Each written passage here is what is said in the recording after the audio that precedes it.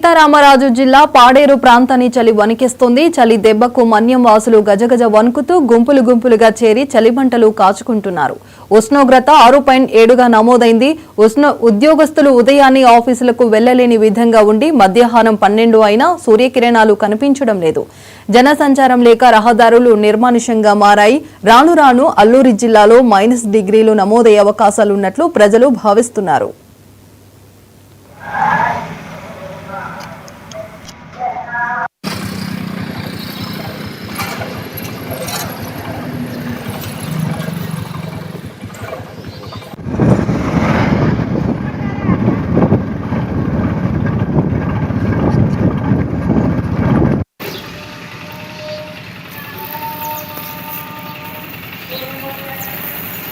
మరి గత కొన్ని రోజులుగా మేమందరూ కూడా బ్యాచ్ గా ఇదే రూట్ లో వాకింగ్ చేస్తూ ఉంటాము. ఉదయం 4 గంటల నుంచి స్టార్ట్ చేస్తాము.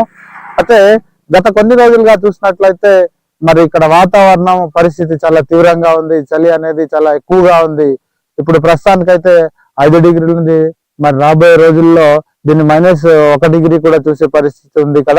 మరి ఇక్కడ మేము వృత్తిరీత్యా ఉపాధ్యాయులుగా పనిచేస్తా ఉన్నాము. మరి సమయానికి వెళ్ళే పరిస్థితి అయితే అవ్వట్లేదు. అలాగే ఇక్కడ ఉన్నటువంటి మహిళలు కానివ్వండి, చిన్నపిల్లలు కానివ్వండి, ఈ చలితో చాలా ఇబ్బందులు పడుతున్నారు. అలాగే ఈ ప్రాంతంలో ఎక్కువ మంది రైతులు ఉన్నారు. వాళ్ళు కూడా సమయానికి వారి యొక్క పంట పొలాల్లో కానీ లేదా చేల్లో కానీ వెళ్ళే పరిస్థితి లేదు.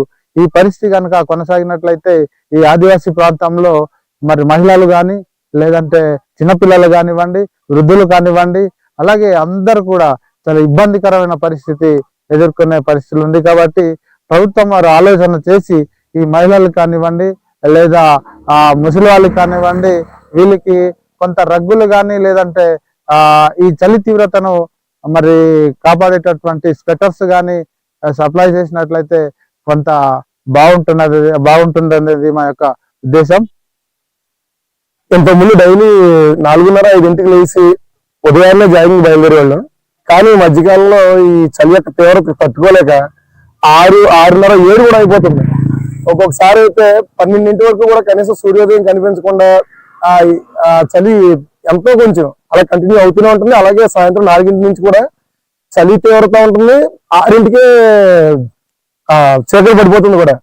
ఈ సమయంలో ఇక్కడ ఉండే కొంచెం ఆస్మా పేషెంట్లు వాళ్ళు ఉన్న వాళ్ళు కూడా చాలా జాగ్రత్తలు తీసుకోవాలండి. నాకు తెలిసి ఇంకా ముందు -డిగ్రీస్ లో కూడా వెళ్ళే అవకాశం ఉంది. ఇప్పటికే నాకు తెలిసి 8 డిగ్రీలు 6 డిగ్రీలోనే ఉండి ఉంటుంది. చాలా కష్టపడుతున్నాం. ఏజ్ లో ఉన్న కుర్రలు కూడా బయట రావడానికి చాలా ఇబ్బంది పడుతున్నారు వాస్తవానికి. అలాగే మన ఏరియాలో ఉన్న ప్రజలంతా కూడా కొంచెం జాగ్రత్తగా ఉండండి. చలి తీవ్రత చాలా ఎక్కువగా ఉంది.